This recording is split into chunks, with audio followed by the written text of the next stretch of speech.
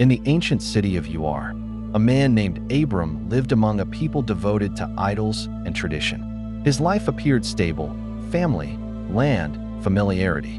Yet inside him stirred a quiet restlessness. The towering structures of his city represented human achievement.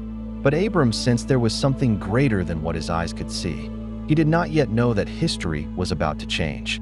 For in the silence of his searching heart, the voice of the one true God was preparing to speak. Then came the moment that would separate Abram from every other man of his time. God spoke, "Leave your country, your people, and your father's household. Go to the land I will show you." It was not a detailed plan. It was not a map. It was a command followed by a promise. God promised to make Abram into a great nation, to bless him, to make his name great, and through him, all families of the earth would be blessed. The call required faith, obedience without full understanding, and Abram listened.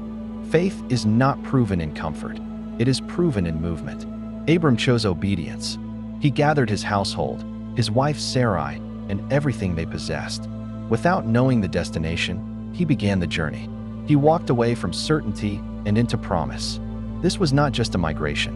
It was the beginning of a covenant. Through this single act of trust, a lineage would begin, a people chosen to carry the revelation of God to the world. And through that lineage, generations later, salvation itself would come. Leaving Ur was not just physical, it was spiritual separation. As Abram crossed the river, he stepped into a new identity, no longer bound by the gods of his ancestors, now walking under the unseen hand of the one true God. Every step forward was an act of trust.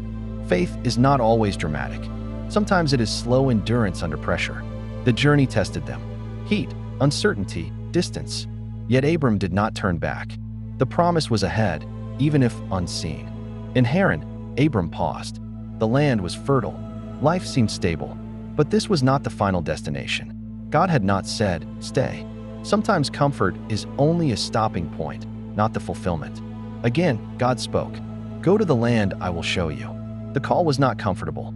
It required leaving even what had become familiar. Faith does not settle where God has not finished speaking. At last, they entered Canaan. This was the land of promise, though nothing yet looked extraordinary. No palace, no throne, only land and a word from God. Promise often arrives before possession. Then the Lord appeared again. "To your offspring I will give this land." There were no children yet, no evidence, only a promise spoken into impossibility. Faith believes before it sees. Abram responded not with doubt, but with worship. He built an altar, not because he had received the promise, but because he trusted the one who gave it. The journey had only begun, but the covenant had been established. And through this act of obedience, history changed forever.